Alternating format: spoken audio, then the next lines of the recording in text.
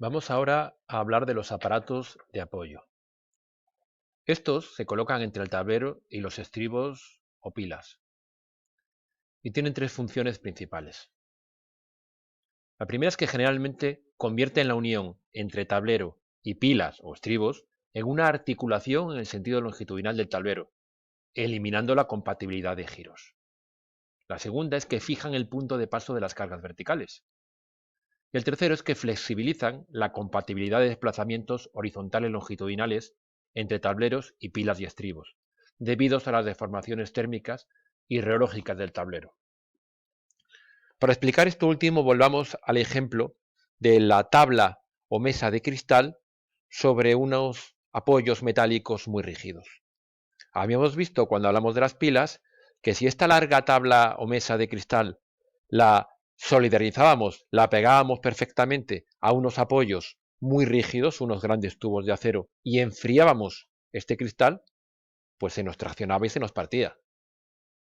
Entonces, ¿cómo hacemos en nuestra casa cuando tenemos en nuestra casa una mesa de cristal y la apoyamos sobre un bastidor metálico? ¿Cómo la apoyamos? Pues colocamos unas gotas de goma, unas pequeñas gotitas de goma que nos hacen de aparato de apoyo precisamente entre la tabla de cristal y los apoyos metálicos y las pilas metálicas.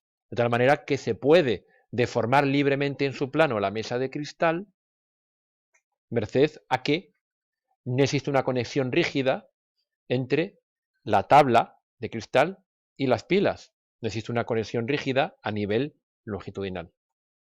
Pues esas gotitas de goma que se colocan entre la tabla de cristal y el armazón metálico en la mesa del comedor de casa, pues es muy parecido a los aparatos de apoyo que se colocan entre los dinteles o tableros de los puentes y la cara superior de las pilas.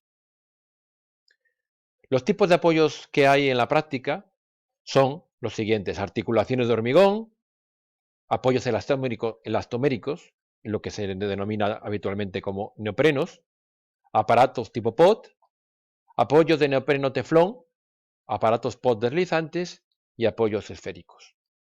Empezaremos hablando de las articulaciones de hormigón. Las articulaciones de hormigón fueron por primera vez utilizadas por Freyssinet en el año 1923, es decir, en las primeras décadas del hormigón armado.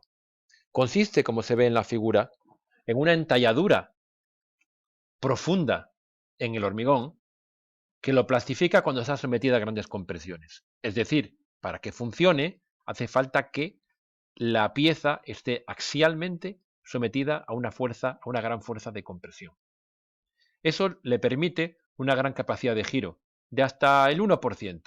Bueno, no es muy grande si lo comparamos con otros aparatos de apoyo, con los aparatos de apoyo más modernos. Digamos que hoy en día es una capacidad de giro que podemos considerar limitada, hasta el 1%. ¿Y por qué se puede girar una articulación de hormigón? Pues porque se produce un estado triaxial de compresiones. Por un lado, la compresión longitudinal que trae la pieza y por otro lado, las compresiones transversales que produce la coacción a la deformación libre transversal que tiene ese pequeño trozo de hormigón que le coacciona ¿eh? los trozos de hormigón de más canto que están a ambos lados.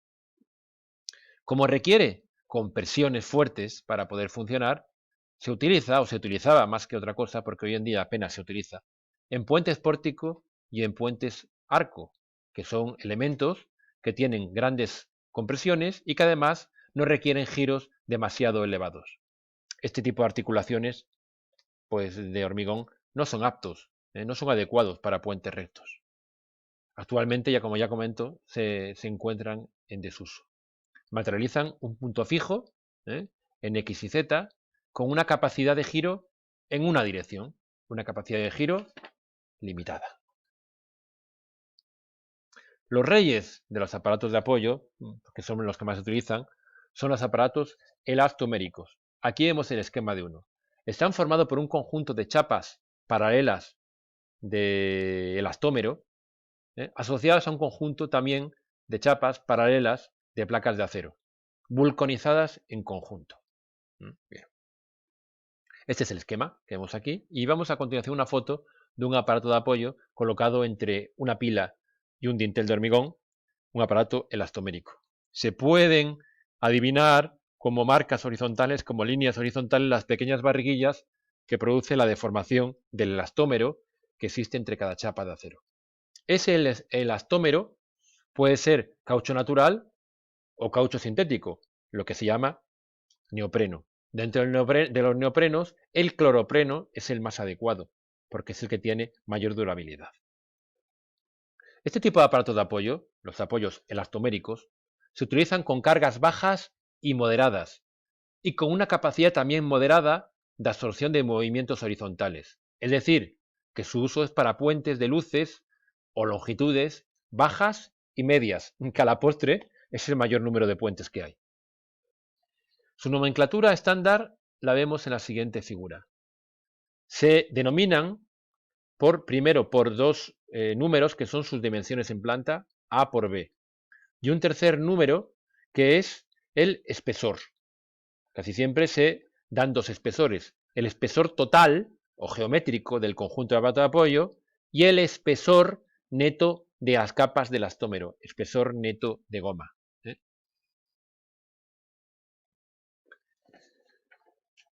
¿Cómo funcionan?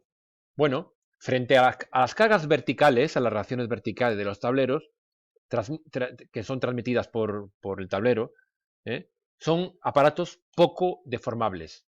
Tienen una deformación que en la práctica se desprecia. Es decir, son aparatos de apoyo rígidos frente a cargas verticales, y son rígidos gracias a las chapas intermedias que existen entre las distintas capas del elastómero. Frente a las cargas horizontales transmitidas por el tablero, los apoyos elastoméricos la resisten experimentando deformaciones horizontales medianamente importantes, deformaciones de distorsión de considerable magnitud, ya que son aparatos flexibles frente a las cargas horizontales, es decir, rígidos ante cargas verticales y flexibles ante cargas horizontales. Frente a las deformaciones impuestas del tablero, la propia flexibilidad horizontal hace que esos aparatos de apoyo reaccionen acompañando a dichas deformaciones, permitiéndolas y con reacciones horizontales muy reducidas. Y con respecto a los giros, estos apoyos permiten los giros longitudinal y transversal entre tablero y subestructura, sin ejercer en la práctica coacción a los mismos, es decir, en la práctica se considera que es una articulación. Vamos a ver algunos números referidos a su comportamiento. Empezamos por el comportamiento horizontal. Aquí vemos una sección transversal de un aparato elastomérico y su reacción o su deformación frente a una carga horizontal transmitida por el tablero, una carga de fuerza F. Como vemos, la deformación que se produce es una deformación de cortante, una deformación de distorsión, con un ángulo gamma que multiplicado por la altura nos da un movimiento horizontal U.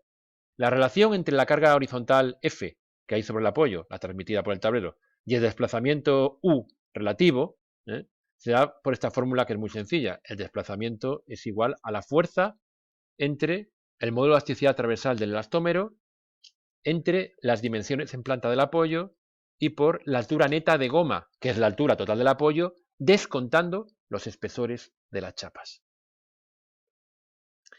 El módulo de elasticidad transversal del elastómero se toma según la norma UNE de 0,9 megapascales, es decir, 9 kilos centímetro cuadrado. A efectos de diseño, este ángulo de distorsión gamma tiene que estar limitado a arco tangente de 0,7.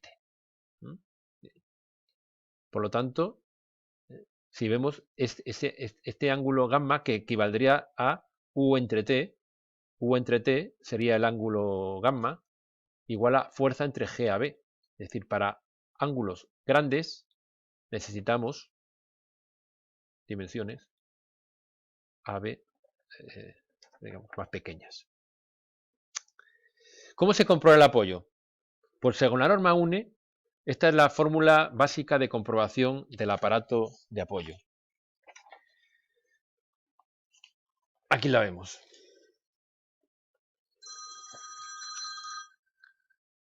La deformación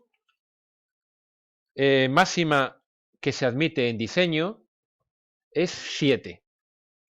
Y eso es la suma de las tres deformaciones básicas, que son la de compresión, la debida a las cargas y movimientos horizontales y la debida a la rotación angular del apoyo, multiplicado por un coeficiente, que es un factor tipo de carga, que según la UNE se recomienda que valga 1. En los apuntes tenéis cómo se obtienen cada uno de estas deformaciones de diseño, cuya suma debe ser menor o igual que 7, en función pues, de la geometría del apoyo, del G módulo de elasticidad, perdón, módulo de deformación transversal del neopreno, y de las acciones y movimientos de diseño.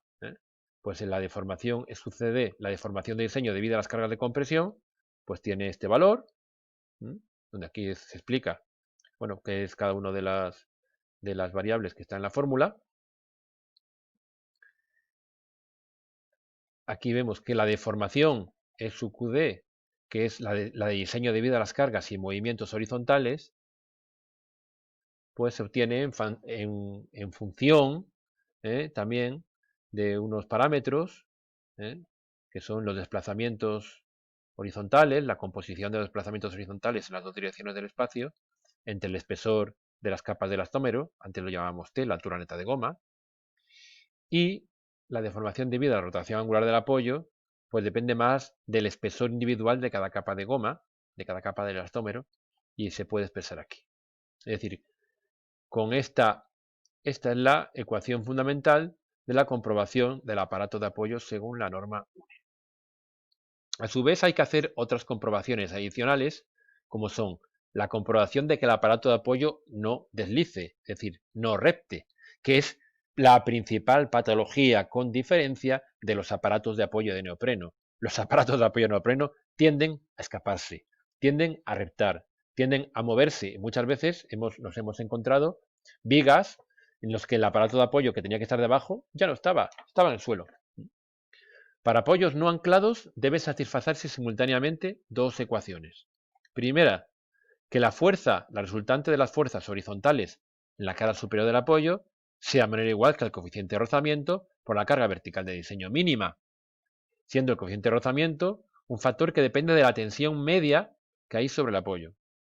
Cuanto menor sea la tensión del apoyo, es decir, cuanto menos carga vertical tengo en el apoyo, pues el coeficiente de rozamiento, si lo veis aquí, coeficiente de rozamiento, si la tensión media, la tensión es muy pequeña, el coeficiente de rozamiento, aquí lo veis, es más alto. Y al mismo tiempo se exige que la compresión media, es decir, la carga vertical que hay sobre el aparato de apoyo entre el área en planta, sea mayor o igual que 30 kilos centímetro cuadrado. Cuando un aparato de apoyo no satisfaga alguna de estas dos comprobaciones, habrá que anclarlo para evitar su reptación. Hay otras dos condiciones, como es la condición de máxima fuerza vertical sobre el aparato de apoyo, que tradicionalmente se toma como que la tensión media vertical en el apoyo, la tensión media de compresión, igual a la fuerza vertical entre el área en planta, no puede ser superior a 15 megapascales, es decir, 150 kilopondios partido por centímetro cuadrado, y la comprobación de estabilidad, que es una relación entre el espesor neto de goma y las dimensiones en planta. Cuando no se cumple la condición de no deslizamiento del apoyo, es decir, cuando puede reptar, para evitar esa reptación, tenemos que irnos a anclar los apoyos. Y aquí vemos una figura de un aparato de apoyo con un anclaje. En este caso, pues está vinculado o está vulcanizado con una chapa superior y una chapa inferior. Es decir, se debe evitar mecánicamente que el aparato de apoyo se escape. Tradicionalmente o antiguamente se le pegaban unas resinas al neopreno, de tal manera que se pegaba el neopreno a la estructura, por así decirlo. Hoy en día lo que se hace es colocar chapas vulcanizadas con pernos y generalmente sustituibles. También se pueden hacer aparatos de apoyo de neopreno que sean fijos en una dirección. Aquí lo veis, colocando topes entre las chapas superiores e inferiores de los vulcanizados. Vamos a hablar ahora de los aparatos tipo POT. Los aparatos tipo POT fijos, vemos aquí una figura de ellos, una fotografía y una sección transversal, se utilizan para absorber grandes cargas verticales. Habíamos visto que los aparatos de apoyo elastoméricos absorbían cargas verticales pequeñas o medianas. Cuando son grandes cargas verticales, hay que recurrir a los aparatos de apoyo tipo POT. Consisten esencialmente en una lámina cilíndrica elastomérica, aquí pintada en rojo, sin zunchar, de poco espesor, totalmente encapsulada o encerrada dentro de una caja de acero, lo que se llama POT en inglés. Sobre el elastómero actúa a su vez un pistón de acero, la parte de arriba, que es solidario con el tablero. Es decir, sobre la pila o el estribo hay una cazoleta que tiene dentro una fina lámina circular de elastómero, sin zunchar. Y a su vez, solidarizado al tablero, existe, digamos, el macho, es decir, un pistón que se apoya sobre este elastómero. Al estar el neopreno totalmente constreñido en todas sus direcciones, incrementa muchísimo su resistencia, extraordinariamente, de manera que se obtienen tensiones admisibles en el neopreno mucho más altas que para el caso de neoprenos zunchados libres. Y además se puede incrementar mucho los giros hasta el 2%, hasta 0,02 radianes. Este tipo de apoyo puede también resistir cargas horizontales muy altas, ya que la transmisión de esas cargas se puede hacer a través de la caja metálica, de manera mecánica. Aquí lo veis, entre el contacto entre la cazoleta o POT y el pistón superior. Puede transmitir mecánicamente a cero contra cero grandes cargas horizontales. Se utilizan, por lo tanto, este tipo de apoyos como apoyos fijos que pueden estar sometidos a grandes rotaciones. En la práctica, articulaciones perfectas que absorben grandes compresiones. Bien. Vamos a hablar ahora de los aparatos de apoyo de neopreno zunchado teflón. Pero antes vamos a definir lo que es el teflón. El teflón, también su acrónimo es PTFE, es un material de bajísimo coeficiente de rozamiento y se utiliza para los apoyos deslizantes, deslizando sobre superficies extraordinariamente lisas como son placas de acero inoxidable pulimentadas. Tiene un coeficiente de rozamiento del orden de 0,03. Eso equivale a que si tenéis que empujar una masa de una tonelada, empujándola con 30 kilos sobre una superficie de neopreno, la podríais empujar sin problema. Es decir, es uno de los productos que menos coeficiente de rozamiento, unos productos que se puede utilizar en la construcción o en la industria, que tiene un coeficiente de rozamiento más bajo.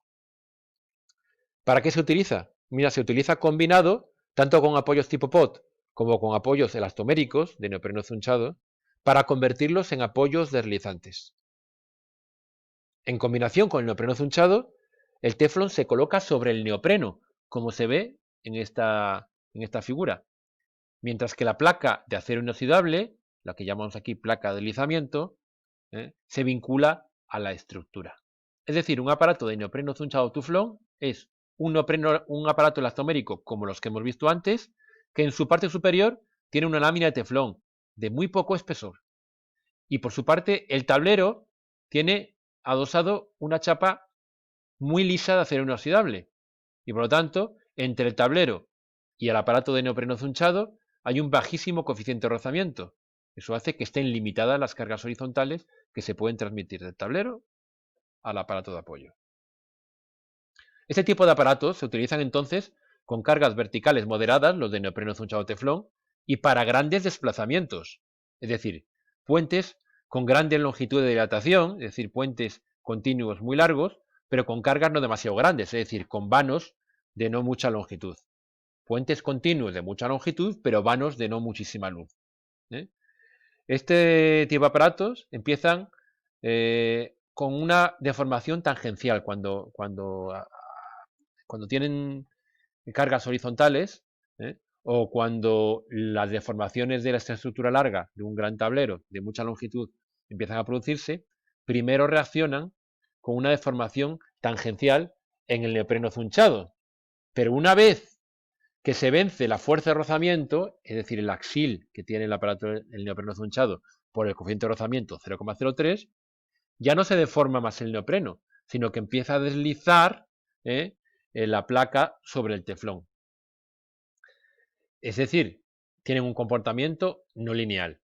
Una primera parte lineal en la que se deforma el neopreno linealmente con el desplazamiento que sufre el tablero relativo con respecto a la pila, y cuando se alcanza la fuerza de rozamiento límite, es decir, el axil por 0,03, a partir de ahí ya no se le transmiten más fuerzas al neopreno. No se puede porque la fuerza vertical es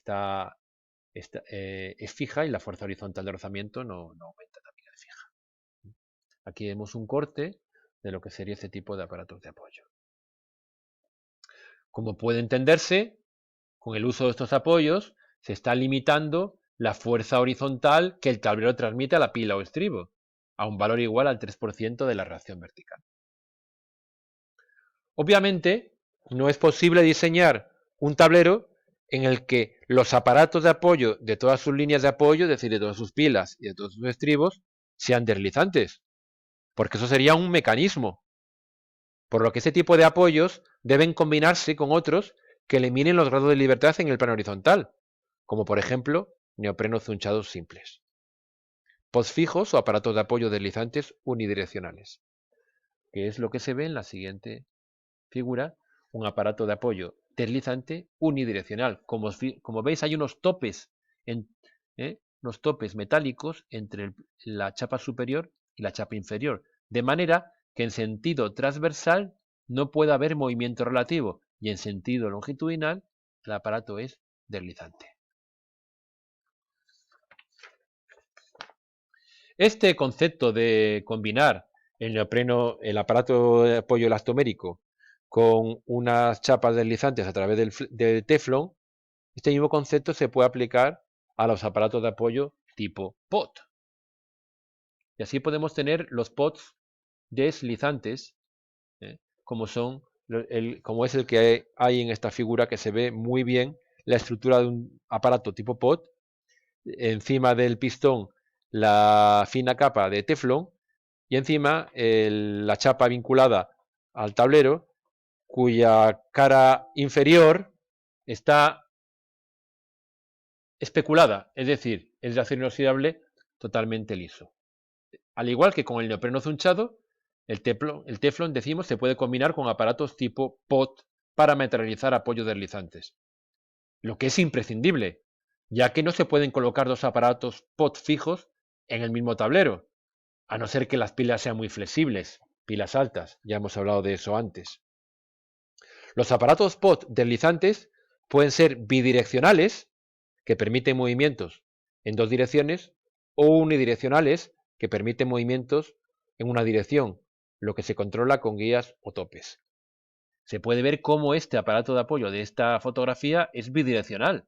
No tiene ningún tope y por lo tanto la chapa superior se puede desplazar en sentido longitudinal o en sentido transversal por medio del teflón. Aquí vemos un esquema del mismo aparato de apoyo que tenemos aquí arriba. Son aparatos bidireccionales. Y aquí vemos un esquema de un aparato unidireccional, en el que merced a una guiadera que es un tope, el aparato es fijo en sentido transversal y es un aparato móvil en sentido longitudinal. Normalmente, cuando se utilizan dos aparatos de apoyo deslizantes en una misma línea de apoyos, uno es bidireccional, pero el otro es unidireccional, permitiendo el desplazamiento longitudinal, dilataciones, contracciones del tablero, pero no el desplazamiento relativo transversal entre el tablero y la pila. El comportamiento de estos aparatos, mientras no se vence el rozamiento, es análogo a los POTs fijos. Pero una vez vencido el rozamiento, es decir, la fuerza vertical sobre el apoyo por 0,03, el apoyo funcionaría completamente libre, aunque transmitiendo a la subestructura una fuerza constante de igual valor al 3% de la reacción vertical. Y vemos aquí, bueno, una figura muy explicativa de cómo se construye las partes de un aparato de apoyo tipo POT deslizante unidireccional.